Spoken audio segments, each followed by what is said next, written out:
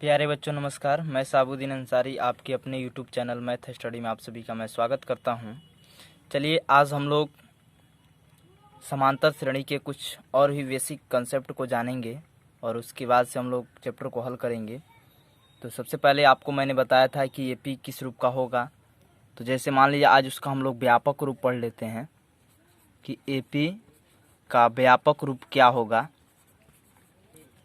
तो उसके लिए देखिए AP का जो व्यापक रूप है उसमें समझ लीजिए, जैसे मान लीजिए कि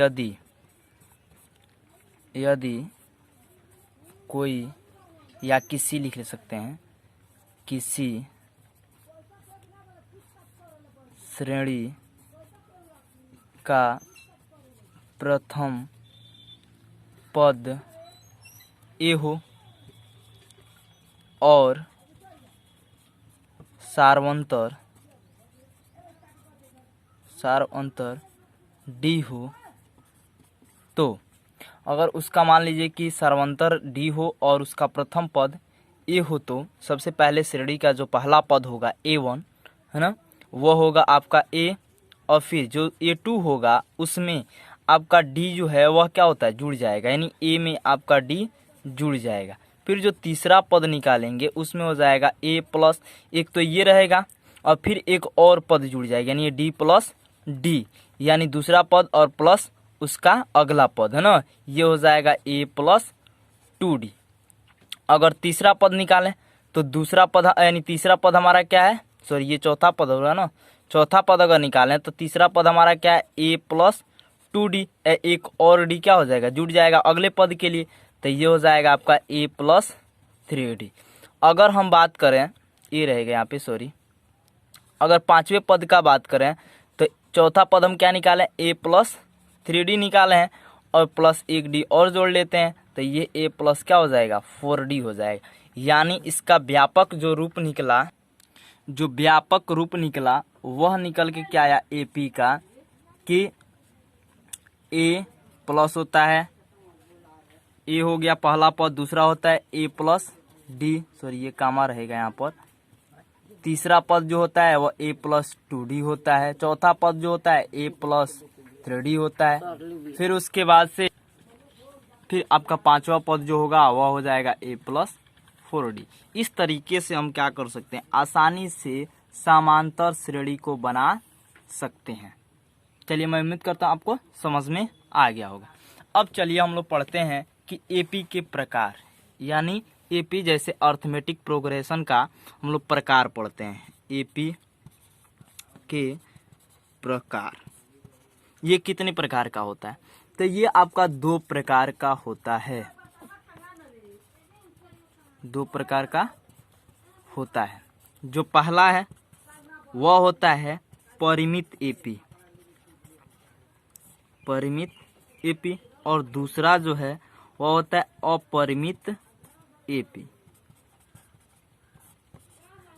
अब देखिए कि परिमित AP और अपरिमित AP में अंतर क्या है। जैसे मान लीजिए कि मैं एक उदाहरण देकर के आपको मैं बता रहा हूँ। जैसे ये उदाहरण फर्स्ट हम ले लेते हैं, जैसे 2, 4, 6, 8 एंड सो ऑन 100। तो अंत में इसका अंत हो जा रहा है 100 तक जाकर के यह श्रेणी क्या हो जा रही है, रुक जा रही है। तो इस प्रकार के श्रेणी को हम कहते हैं परिमित श्रेणी, इसको परिमित श्रेणी कहा जाता है। लेकिन वही चीज अगर बात की जैसे 3, 6, 9, 12 dot dot and so on कर दिया जाए, तो यह जो आपका श्रेणी कहलाता है यह अपरिमित श्रेणी कहलाता है, अपरिमित श्रेणी कहलाता है। तो आप परिभाषा किस प्रकार से दे सकते हैं, तो परिभाषा दे सकते हैं कि ऐसी श्रेणी जिसकी कोई अंत हो या अंतिम पद हो, उसे हम क्या कहते हैं, तो परिमित श्रेणी। लिख देंगे कि ऐसी श्रेणी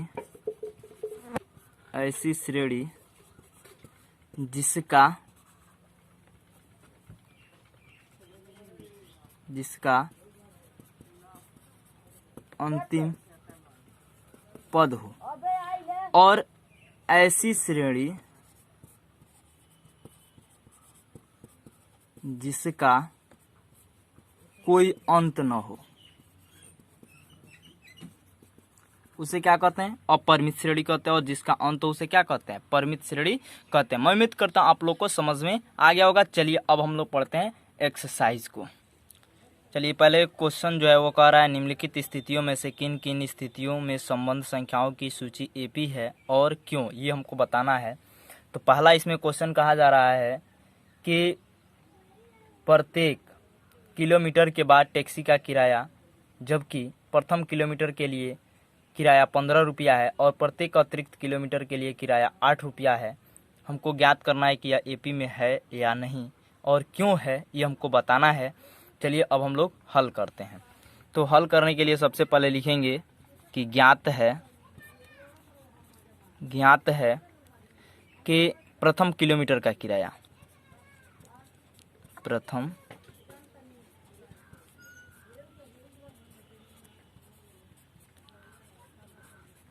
किराया, तो आप क्वेश्चन में देखे होंगे कि 15 रुपया है और जो अतिरिक्त किलोमीटर का किराया है,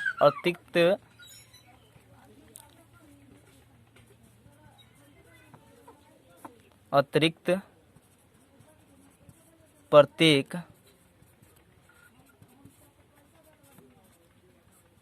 किलोमीटर का किराया जो है वह आप क्वेश्चन में देखे होंगे कि 8 रुपया है।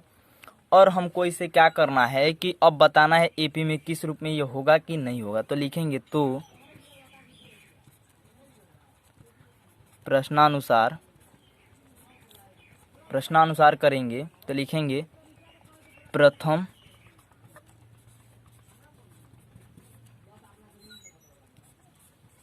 किलोमीटर का किराया,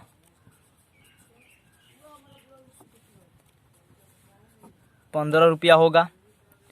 अगर हम बात करें दूसरे किलोमीटर की,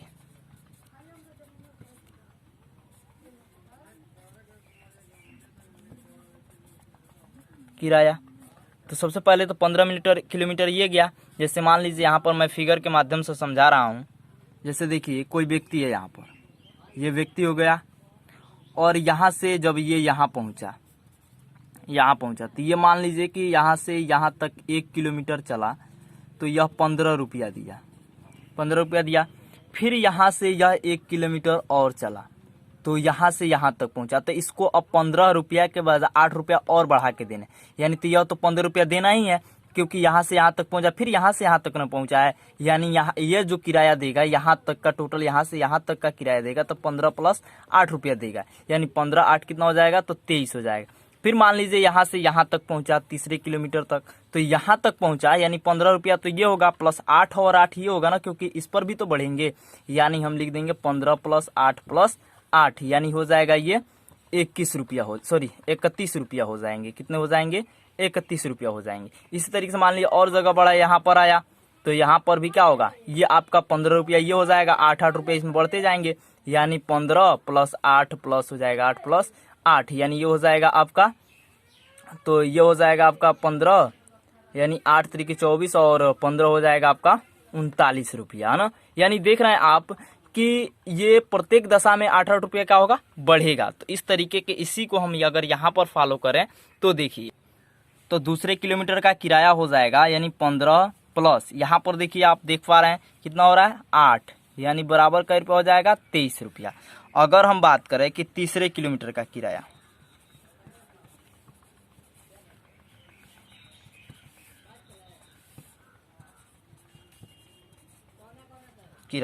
तो ये हो जाएगा आपका 15, और तीसरे किलोमीटर का किराया आप देख पा रहे हैं कि 3 बार आएगा, यानी 15 + 8 प्लस क्या हो जाएगा? 8, यानी ये हो जाएगा आपका 23 रुपया। अगर यही चीज बात करें कि चौथे किलोमीटर का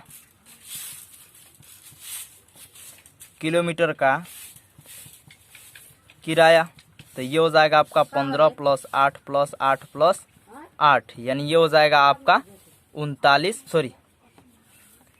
+ 8 + 8 + 8 हो जाएगा चौथे किलोमीटर का, यानी ये हो जाएगा आपका 8 × 3 = 24 और 24 और 15 कितना हो जाएगा? तो ये हो जाएगा आपका 39 रुपया। यानी हर दशा में आपका 8 रुपया बढ़ता जाएगा। चलिए अब इस प्रकार से आपको श्रृंखला क्या प्राप्त होती है, तो लिखेंगे तो इस प्रकार श्रृंखला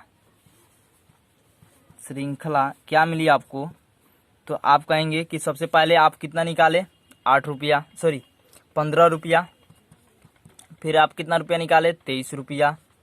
फिर आप निकाले, सॉरी यहाँ पर आपका जो होगा, यहाँ पर आपका 23 नहीं होगा बल्कि 31 होगा, ठीक है ना। तो यहाँ पर 31, फिर उसके बाद से यहाँ पर आपका हो जाएगा 39। तो आप देख पा रहे हैं कि प्रत्येक दशा में क्या हो रहा है? 8-8 बढ़ रहा है। तो चलिए अब इसको हम लोग जांच कर लेते हैं ना, और क्यों। तो सबसे पहले जांच करके उसके बाद से बताते हैं। तो अगर यहाँ पर D1 निकालें, यानी सर्वांतर इनके बीच का निकालें, तो यहाँ पर ये A1 होगा, ये A2 होगा, यानी A2 माइनस A1 होगा।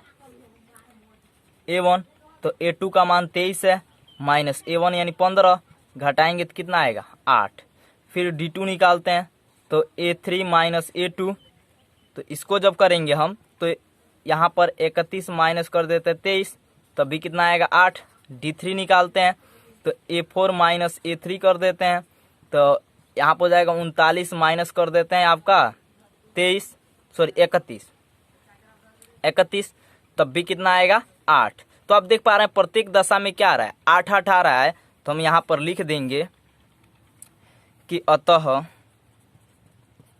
सभी अंतरों का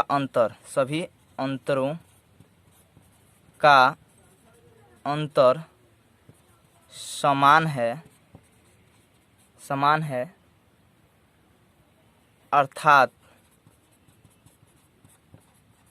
सार्वंतर समान है, इसलिए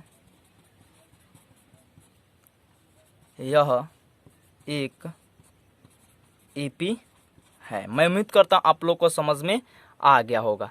तो आप पूरे क्वेश्चन को देख सकते हैं। चलिए अब नेक्स्ट क्वेश्चन की ओर हम आगे चलते हैं।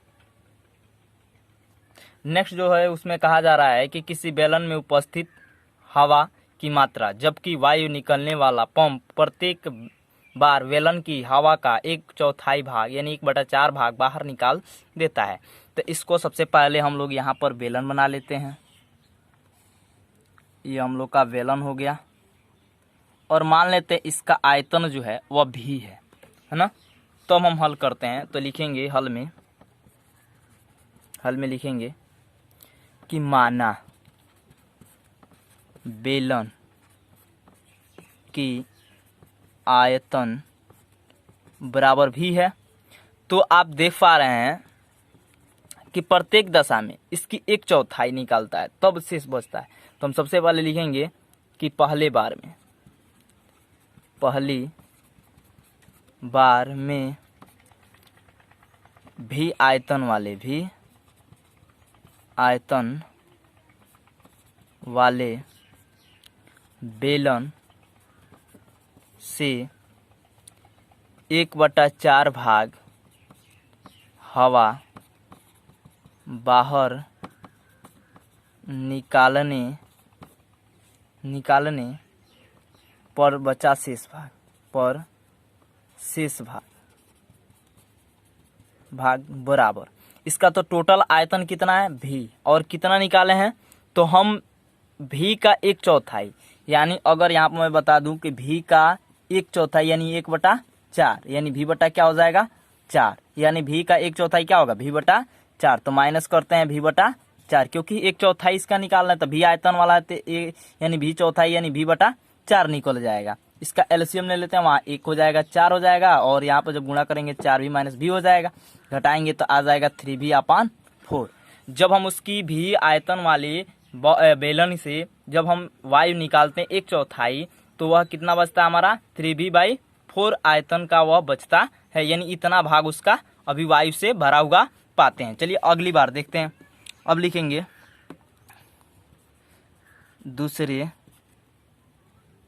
दूसरे बार, अब इतना बचा है ना, भी आयतन वाले बेलन की शेष भाग के 1/4 यानी 1/4 भाग हवा बाहर